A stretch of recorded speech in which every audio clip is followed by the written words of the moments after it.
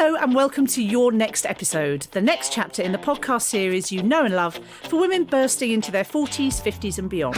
In this series, we'll be casting the net a little wider than simply menopause because we've got so much more to talk about. I'm Louise Daniels and co-hosting with me this time is comedian, writer and mother Aimee Cooper. Hello, Aimee. Hello, Louise. Hello. So you're in the middle of an amazing run of 100 stand-up shows, which you've not done before. You started that this year. And so I just wanted to ask you, two questions was why, and also you've got 2 young children at home. So how do you do that?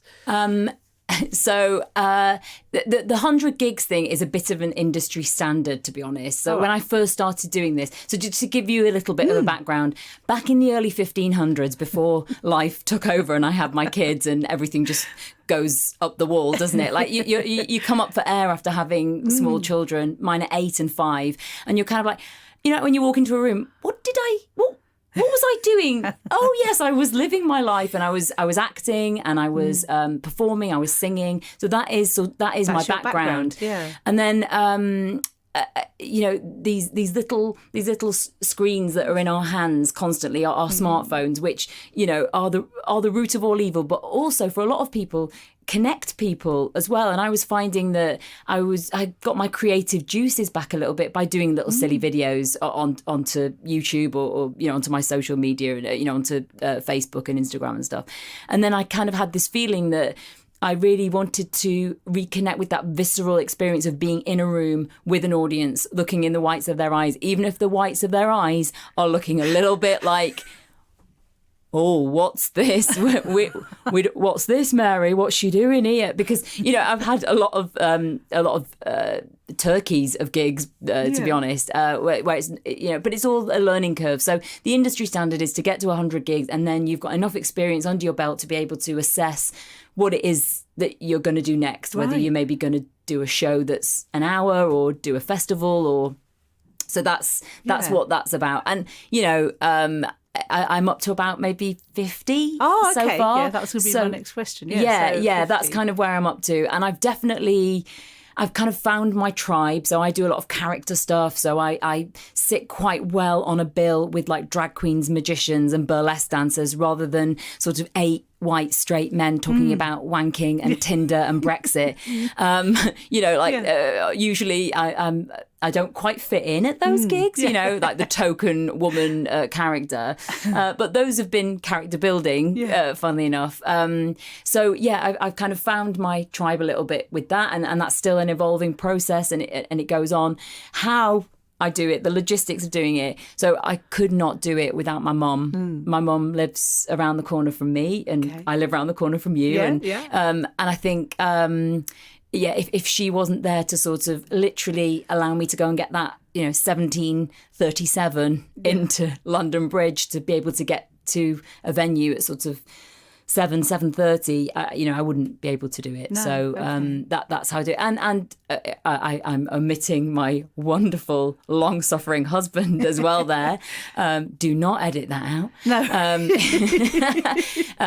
Who is really supportive and passionate about, me trying to sort of find my way back into what happens now. Because it is a bit of a, it's a renaissance for somebody who, I never had that kind of career where I was sitting at a desk and I had a maternity package and I had a desk to go back to because I was a jobbing actor, really. I was doing bits and bobs and bits and pieces, and it was a bit of a scattergun approach. I kind of ploughed myself into bringing up the kids, had a bit of a meltdown, but we'll get into that, I'm sure. Yeah, I had a bit at some other point. Absolutely. You just give me the T sign, like the slit throat sign. Just tell me to shut up. Because but I know very few people who haven't had a wobble. Absolutely. It is just all part of it. And actually, that's another thing. And when we first met, and I was doing my little business locally and trying to sort of talk to people about. When the wheels come off, it's okay. We're all. It's all right to be not all right. Yes. And you were very, very supportive in those early days of doing it. So thank you for reaching out. That's all right. And can I ask how old you are? I am 42. 42. 42. Do you know what? Quite a bit younger than me. No, Yeah. listen, I had this. So my birthday is in August, and last August I had this thing where I was kind of like, God, I'm 43. And Dan, my husband, he's like, no. You're going to be 42, Aimee. Oh, that's fabulous. Yeah, that is one good thing about not being good at maths. Yeah. I'm kind of like, I was born in 1977. No, so I'm 42. 42. Okay, yeah. So younger than me because I'm 50, and I did think it would be good to have someone younger than me because I am very aware that I think there's lots of things that aren't very different between somebody in their early 40s and somebody who's 50, but then also there are sort of big sort of gaping differences as well. And we want this to be something that is for, people in their sort of mid 40s and onwards. Well, we've talked, haven't we, about the bookendy nature of our sort of demographics and where we are at. And there's so many things that I can sort of learn from you and learn from our guests. I'm really looking forward to doing that. Yeah, brilliant. It's going to be exciting. Yeah, it is. Well, it's great to have you on board. Amy's got like a fantastic mind. She's really bright and clever and really funny, and there'll be details in the episode I'm not going to notes. argue with that, Louise. I'm just going to sit here and nod along with that. And you should follow her on Instagram, and then you can see some of her comedy sketches, and I'll put details for that in the episode notes. But for now, let's just go straight to our first guest, who is Laura Dodsworth.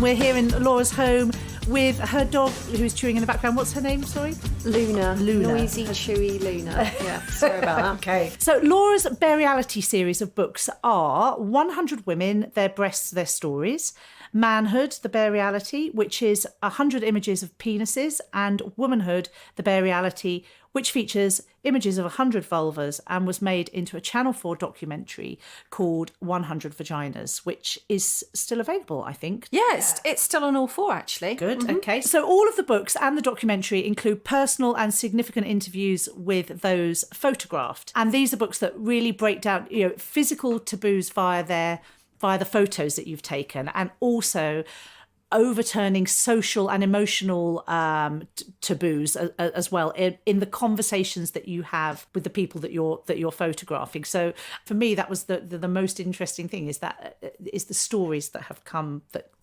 come out of those. Completely. I think it'd be really easy to look at my books and describe them like you did right at the beginning, actually. It's 100 photos of penises, or it's 100 photos of vulvas.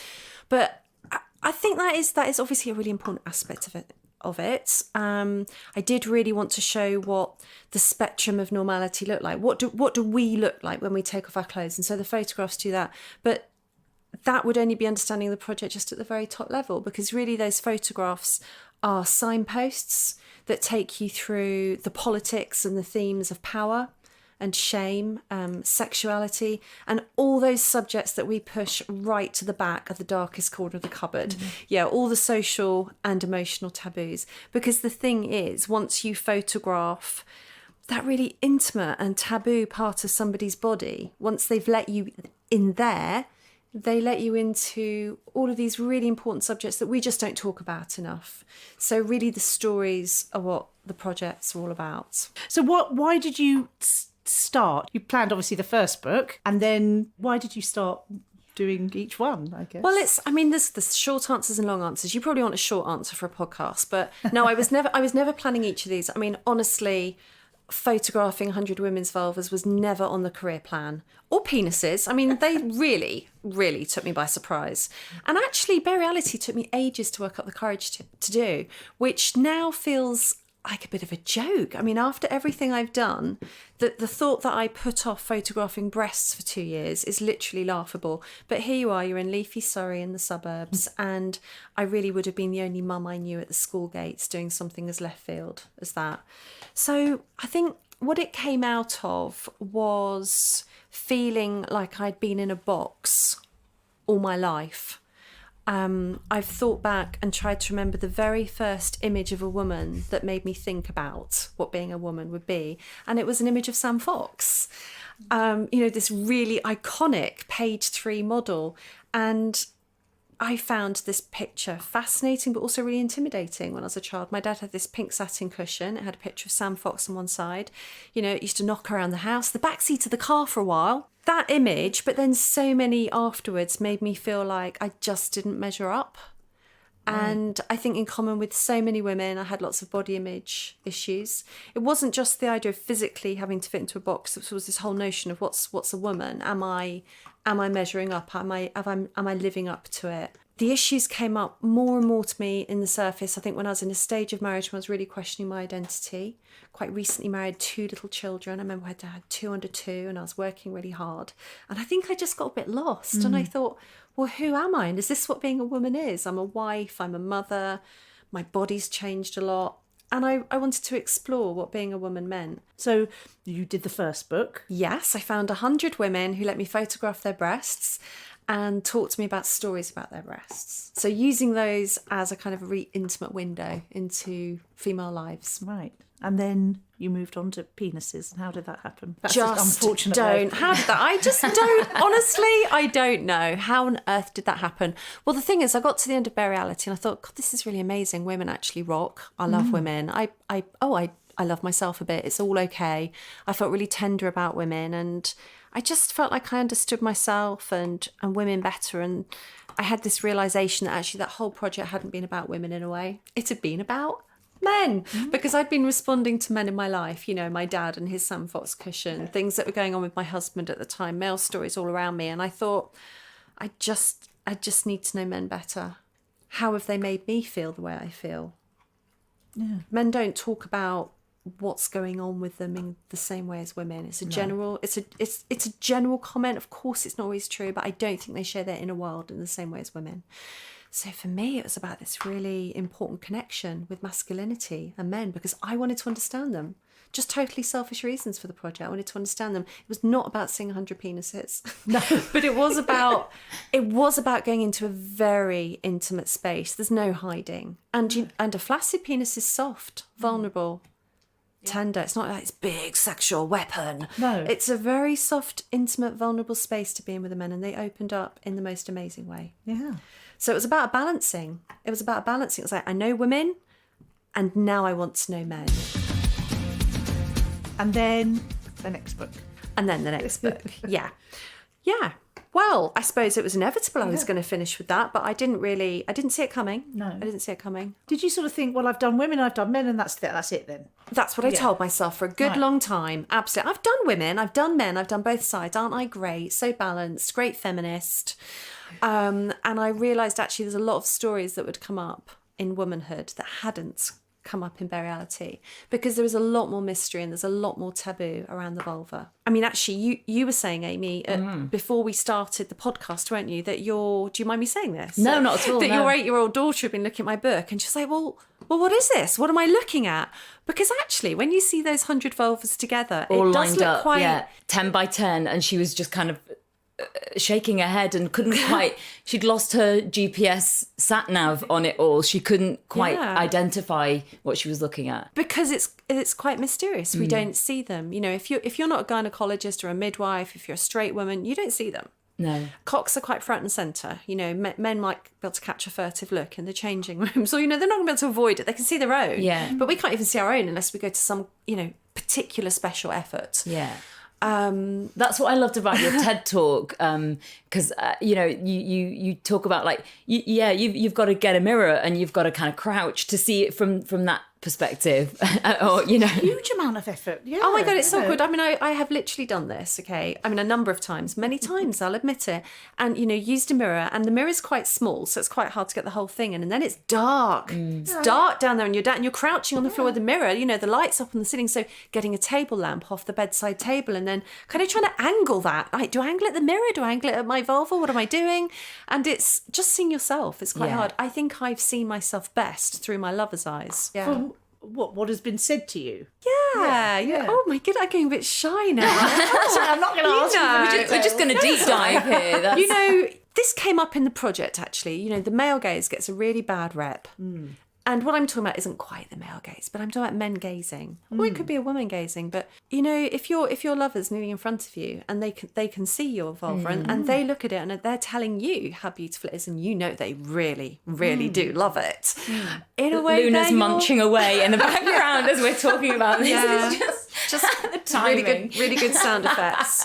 then I think your lover can be your eyes, but Yeah. not just your eyes, like a connection with real lovely type of body positivity. Yeah. Yeah. Another thing that I loved about, I don't know if it came up in the TED Talk or another bit of something that I read about your stuff, but how the conclusion that you'd come to is that men feel like they don't have enough and women feel like they have too much, whether that too much is too much hanging out or too hairy or too smelly or too much, too wobbly, and men don't feel like they quite have enough in some circumstances, and that can actually maybe dictate and inform how they behave in certain situations, whether that's in a relationship or a meeting. And if we could just meet each other halfway, those were your words. And I kind of had this, I was like, oh. Exactly. Yeah. I obviously all human beings can experience shame and trauma and insecurities. But in general, I found that men are worried about being enough in life. You know, they're expected to be tall enough, muscly and big enough, hung enough, obviously, laid enough, rich enough, everything. It's all about being enough and occupying Bigger, enough space in the world. And women, on the other hand, we're not supposed to occupy very much space at all, apart from having a curvy bottom and boobs. Yeah. Otherwise, please keep your space at a minimum. Yeah. And for goodness sake, don't smell like a woman or don't have any natural hair. It was all about being too much. And just walking through a supermarket aisle tells you you're too much. You know, we've got a whole hygiene aisle dedicated to telling us that there's all these bits that we need to trim and tone down in one way or another. There's none of that for men. There's so many ways it translates into life. You know, today I was in London and man had his arms all over the armrest and his leg on my side of the seat. You know, one of my, the whole man spreading thing. And I just walking down a pavement, men just take their lane. And they never move out of it, and they just expect to have all that space in the world. But that is sometimes difficult for men because they're under this pressure to be enough, and of course that's really acutely felt when it comes to their penis, their manhood, about being big enough and performing well enough. But it's a constant thing. Like my sons are on Instagram, and I definitely feel that they've absorbed ideas about how they should look from social media and popular culture that's very different to what boys absorbed when I was younger. You know, now men are supposed to be quite big, quite cut, hench. And there was a totally different aesthetic when we were younger. It's a really unfortunate parody of gender equity. I think that boys are under about as much pressure as girls now. So, you know, even with a mum like me, I don't think my boys are immune from it, and I'm certainly not either. I'm not the finished article. I had a massive row with my boyfriend last week because I thought he said I was too fat. He didn't say that at all. I don't know what's wrong with me. But are you saying I'm too big? Are you saying you don't like my size? And it's so easy to tap into these really deeply ingrained insecurities.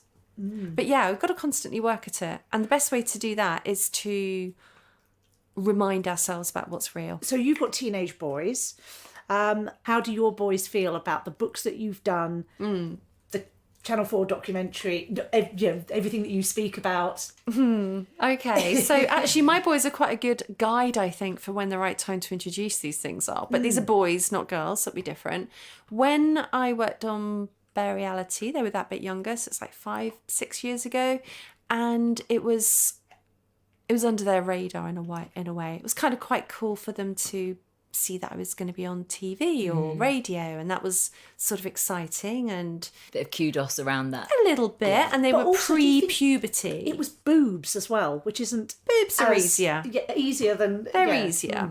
But also they were pre-puberty. I think everybody remembers that excruciating phase where you go into puberty and you're interested, but you're certainly not going to tell your parents you're interested. Yeah. And I mean, you're allowed to be interested, but they're not, because they're old and disgusting. Yeah. And things are supposed to look a certain way, not real. For goodness sake, I don't want to see that. They're not pretty ones. I've heard that. They found my latest project a bit more challenging because they're in their early teens, and I don't think they know anyone else's mum who's photographed 100 vulvas. So I think it was a bit embarrassing. But I think it's very important to be true to who we are. Yeah. So I can't not do work because they might find it embarrassing, because I know that what I'm doing comes from good heart, it's got integrity, and I just hope that they might think that I'm cool in about 10 years' time. Yeah. But the books are out. If they want to look, they can. I would say there is no inappropriate age for showing any child the photographs in my book, because they're body parts. Yeah, absolutely. Pornography is about context and intent. Body parts themselves are not pornographic. It's really helpful. I wish I'd seen the vulvas and the breasts when I was a kid or a teenager, because I think it would have been really useful. But I think that some of the stories are difficult for different ages. You have to judge. Yeah. Because there's quite explicit content in some of people's personal stories. I think you were talking before about that balance thing, and if your boys or any children out there, who are old enough to have an Instagram account, so they're seeing that stuff, and they're seeing. I don't think you don't get out and out sort of explicit porn on Instagram, do you? But I'm sure a few clicks away, you're going to see stuff. Or do you? You do, kind of. I mean, it depends what you describe as porn, though. You know, I wouldn't be able to share the book cover for Bare Reality on Instagram because it has a female nipple on the front cover. Okay, so just a nipple would not be permissible. But I do remember the image of Kim Kardashian that broke the internet. Was that her bottom? Her naked, oily bottom. Right. That's okay. So, and that's actually more kind of sexually titillating or appealing. And enhanced. So I think you absolutely get soft pornographic images on Instagram and social media. You could see a woman in a teeny tiny thong and she might be covering up her nipples with one finger on each one or something. Mm-hmm. And she could be in a really coy, sexualized position, and that would be okay. Yeah. But you can't just have a nipple on Instagram. So it depends what you define as porn. And also you can see basically like trailers for porn on Instagram that link to porn. Yeah. And porn stars have accounts and they're talking about what they do, and you can then link to porn. I know from interviewing young women in my project Womanhood, 100 Vaginas on Channel 4, that there are young women who thought their vulvas were abnormal from watching porn because you mainly see particular types of vulvas. You know, they'll be quite pink as opposed to darker coloured, hairless, quite sort of neat in inverted commas. And a lot of them have had the labiaplasty, and they've had labiaplasty in porn as well. So they thought that they weren't normal because that's what they'd seen. Yeah. After falling down the Laura Dodsworth wonderful rabbit hole and just immersing myself in all of your work, I was inspired and I was hopeful, but I did feel slightly kind of emotionally exhausted and overwhelmed, especially reading your book and the stories that people share in there about abuse and just all of the stuff that comes up. And I just wondered if you I guess you are almost like a counsellor as well as a photographer in those moments. And I wondered, being the teller of those stories, and I wondered how you kind of coped with the weight of that responsibility. Like, how do you practice self-care yourself? Yeah, there's a few things to address. I mean, first of all, the stories are intense. Mm-hmm. They are intense, particularly in Womanhood. But I don't think it's a book you should read in one go, actually, because in a way you have to sort of do each person's story the service of giving it a bit of time, and sometimes they can be quite intense, but keep going with it because there are some very sexy, light-hearted and funny stories too. And I've come across those, Laura. Don't worry about that. Okay, yeah, there's some pretty. That's what inspired me. I know. And my husband is very grateful too. Oh my God, I'm grateful too, because I mean, honestly, I interviewed someone and I thought, what the fuck have I been doing with my time on this earth? Why am I not doing some of that? What you can do? All right, I'm going to have one of those. I love the woman in the documentary. He's like, I was a squirter. I didn't know I was a squirter, but I was a squirter. And I was like, oh my goodness. I've had so many new sexual experiences and types of orgasms since that book. Yeah, personally, I can imagine. Massively inspiring. Anyway, back to your question. So it was, I didn't have any plan for self-care. I've gone into all my projects with no plan for self-care. This is so me. And I've worked on campaigns where I've been interviewing people about domestic abuse and made sure that they have counselling and they have backup, but never me. Mm. I don't know why I don't think about this. But in a way, it's quite an important part of the creative process for me because I do like to absorb it. I'm not interviewing in a really detached journalistic style. Oh, that's Luna. Sorry. Come and sit up here, sweetie. You don't like my questions, Luna? So I don't know why, but on each of my 3 projects, I haven't had any kind of plan for self-care. I'm always thinking about the people who take part in my work. How am I going to look after them? That's the thing, isn't it? I guess you you immerse yourself in that to get those results that you get. And I was saying to Louise on the way here, just so sensitively, those stories are so sensitively told. And, I don't know how much you had to do with the whole editing of that documentary. You must have been pretty close up to it to sort of be able to thread all those narratives together. And I thought it was beautifully done. Oh, thank you. Yeah. I take editing those stories really, really, really carefully, because also I'm going to say no one really sees their story before it's published. Yeah. There's been a couple of examples where there were particularly sensitive stories where people read their stories, but otherwise I don't. There's a massive amount of trust and faith on each side. Yeah, I loved it. I had it on my laptop whilst making my cheese on toast, because I'm a multitasker if nothing else. And there was some salty tears added. Yeah, it was. Yeah, I think it is.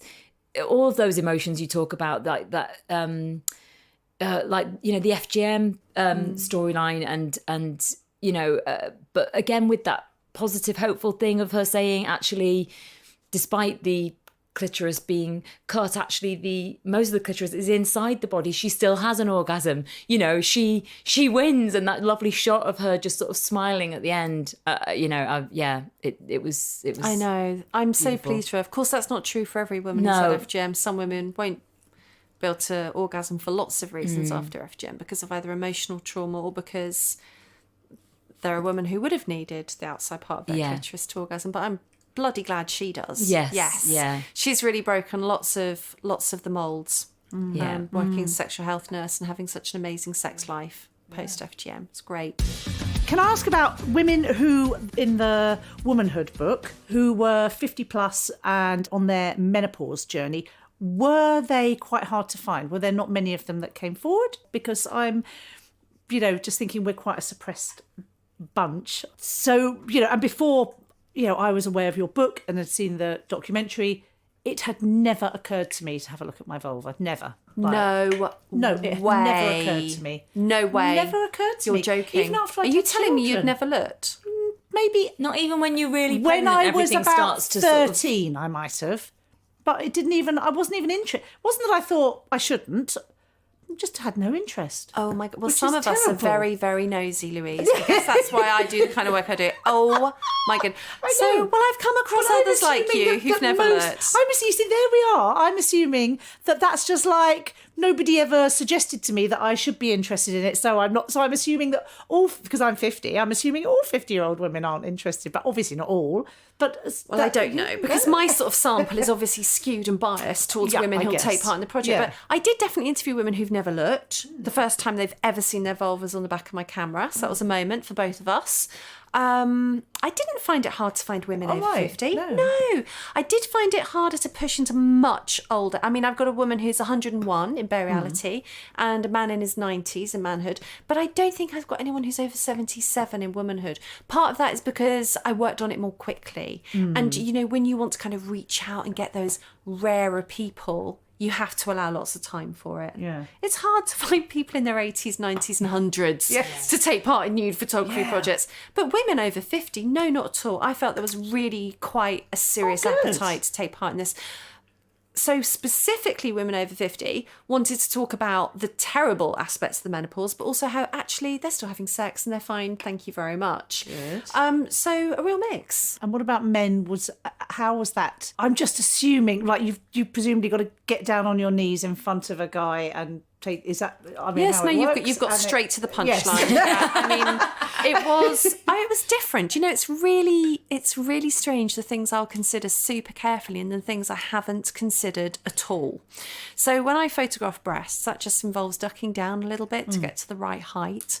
One thing I didn't consider at all with Manhood until I'm in my first shoot, and I thought, what the fuck am I doing? I was on my knees in front of a man I don't know at all, photographing his penis. I thought, oh, I'm going to be doing this 100 times.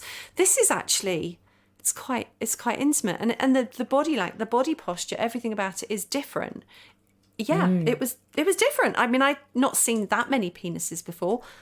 Obviously, not 100. I don't know. I'm gone all awkward, like I need to justify how many penises I may or may not have seen before the project started. Were you called a cockaholic? Yeah, that was one really charming term, a cockaholic. It's funny. I'm keeping that for my tombstone. So, Yeah, it was different. It felt a bit more, what's the word? Like a tiny bit more embarrassing to start with. But with all of the projects, there's this kind of initial barrier, like, oh, I'm really doing this. This is quite intimate. But my focus very quickly switches into how do I make it comfortable for them. I end up doing it 100 times. By the end of the project, I'm pretty blasé about the body parts I've photographed. But for each person, it's the first time. It's a big moment, and there's a connection with me, and so my focus is on making sure that they feel relaxed. Some men were really nervous. They're really nervous about it. Some were just, this is quite funny actually. Some men would throw off all their clothes but leave their socks on and go over to my setup. Some men would take everything off, and some men just kind of dropped their trousers. Yeah, really interesting. And you'd have to sort of get them to... No, they'd have taken they had to take the tops off. They had to take the tops off, Had to okay. take the tops off, but they might just drop their trousers and pants.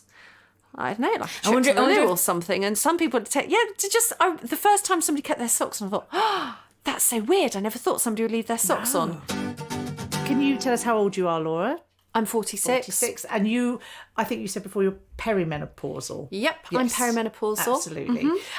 Did interviewing these women about that sort of next stage of your life, has that changed the way that you feel about aging, beginning your menopause journey? Yeah. I mean, obviously, going into womanhood, I was really interested to talk to women who are already through menopause, because I want to know what's around the corner. Yeah. What's next for me?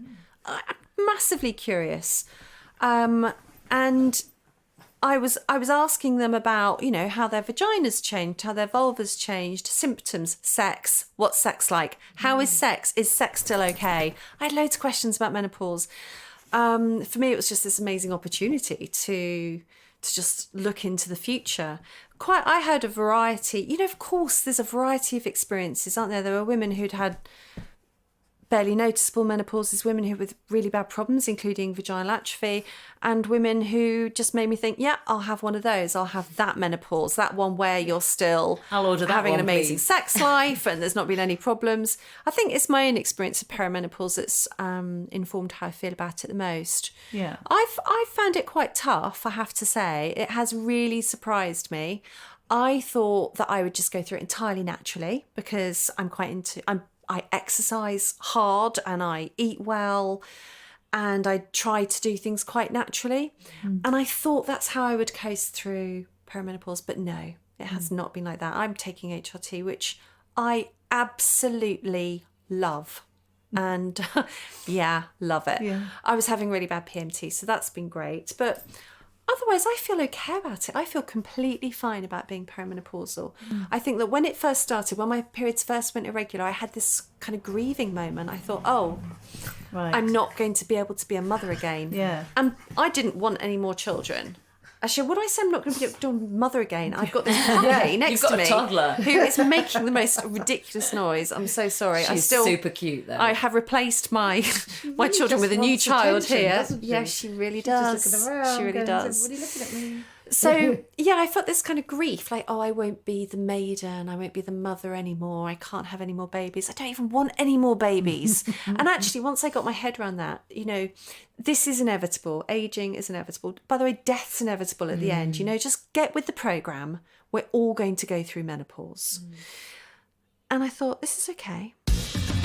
The Guardian film, is that available for people to watch it? I think the Guardian film's going to be out end of January, and it will also be accompanied by a feature in the Weekend magazine, and there's going to be an exhibition with the Centre for Appearance Research in Bristol. And so finally, what is great about this stage of your life? Ooh la la, what is great? What should I say? Luna's got something to say again. Yeah. What is great about this stage of life? Confidence. Like, I'm not the finished article. I have wobbles, ridiculous wobbles, but overall, I am much more confident than when I was younger. Yeah. I know who I am, and I also will acknowledge and feel proud of who I am. There were things I kind of ducked away from when I was younger, and now I own it more. Sex, oh my God, sex is just so much better than being younger. I had good sex when I was younger Because too, you've by the way. You've done it a lot, haven't you? You're much better at it. Have I? How would you know? Yeah, all right, okay. I think sex is a lot better. I've been on quite a conscious, I hate the word journey, conscious journey of discovery with sex, and my projects have changed me. They've changed you, yeah, yes. they've changed me. Yeah. I'm really grateful for my children. I think they've given me the best gift in life, because they give you the gift of love, which is wonderful. But mine are a bit older, so I'm in this wonderful window. I get to really enjoy them, but I'm doing quite a lot of things independently. Whereas when kids are little, it can be quite consuming. So right now I feel like I'm in a really lovely window of enjoying children and feeling very focused on my work and looking forward to things ahead. Oh, you're so inspiring, Laura. Thank you. Oh, thank you. I'm so I'm much. just sort of with an 8-year-old and a 5-year-old. I feel like I'm just kind of coming up for air. Thank you so much, Laura. There are links to Laura's website, her books, her TED Talk, and her documentary on the show notes. Thank you, Laura. Thank you for having me. It's been amazing. Thank you. Made by darkhorsedigital.co.uk. Shooting, live streaming and podcast